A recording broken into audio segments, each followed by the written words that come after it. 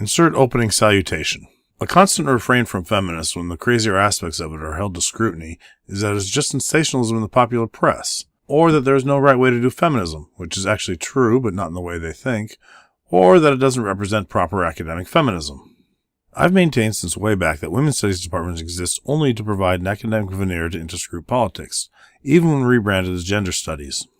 It had, somewhat rightly, been pointed out that I never took a women's studies course or read a women's studies textbook. How they see that as being any different from an atheist maintaining his position without having read a bunch of Christian apology escapes me. But that is one reason feminism is seen by the rationalist community as pretty much a religion. Nevertheless, I decided to remedy that. I went to Amazon and entered women's studies in the search field. After sorting the results by sales rank, I chose the first actual textbook to come up.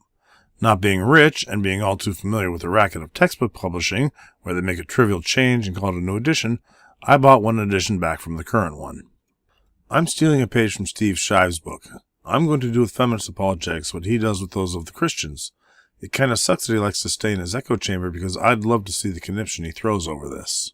As I do this, I'll be keeping my eye out for the usual feminist shenanigans, such as strategically using inappropriate levels of specificity, conflation, double standards, Kafka traps, non-falsifiable claims, projections, flat-out lying, and the usual assortment of logical fallacies. Okay, to the book. I'll start by judging the book by its cover, which is not only something you can do, it's what I do professionally.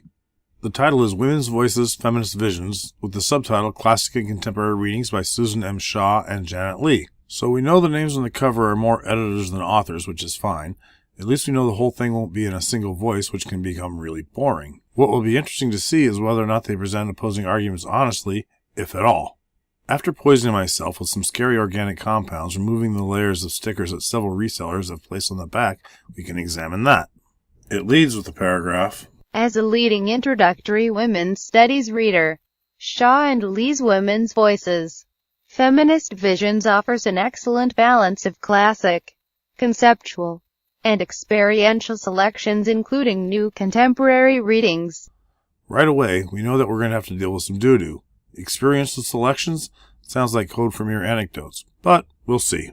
This student-friendly text provides short and accessible readings reflecting the diversity of women's experiences.